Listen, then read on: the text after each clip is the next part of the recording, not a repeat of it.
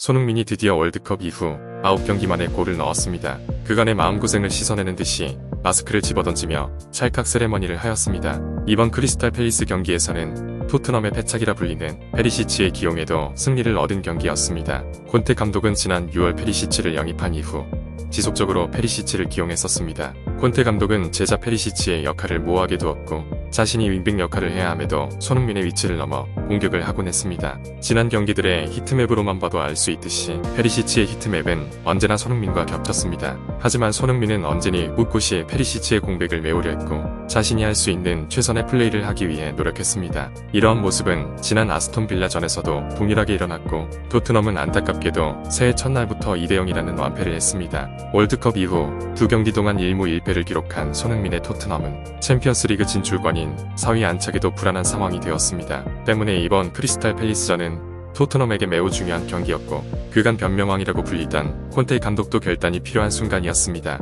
이번 경기도 지난 10경기 선제골을 내어준 것처럼 불안한 출발을 하게 되었지만 해리 케인의 멀티골을 기점으로 토트넘의 경기력은 살아나기 시작했습니다. 또한 손흥민의 패스를 이어받은 매트 워티가 컷백을 통해 골을 넣었습니다. 그리고는 후반 22분에는 케인이 중앙선에서 시도한 패스가 손흥민에게 정확히 들어왔고 손흥민은 1대1 상황을 맞이했지만 골을 넣진 못했습니다. 버거워 같은 폼에선 반드시 넣었을 골이지만 그간 이어져 온 손흥민의 부담감에 막힌 것 같았습니다. 하지만 곧바로 후반 27분 해리 케인이 중앙선에서 다시 한번 공중볼로 패스했고 수비수의 완벽하지 못한 처리로 손흥민에게 공이 갔습니다. 손흥민은 이 기회를 놓치지 않았고 슈팅을 하였는데 공이 수비수의 발끝에서 굴절되며 크리스탈 팰리스의 골망을 흔들었습니다. 월드컵 전부터 이어져 온 9경기 만에 천금 같은 득점이었습니다. 손흥민은 곧바로 마스크를 집어던지며 포효했습니다. 그리고는 자신의 세레머니인 찰칵 세레머니를 하였고 관중들은 나이스 원소니를 외쳤습니다. 오늘의 경기에서 승리의 요인으로 꼽히는 부분은 그간 호흡이 맞지 않던 페리시치와의 조화였습니다.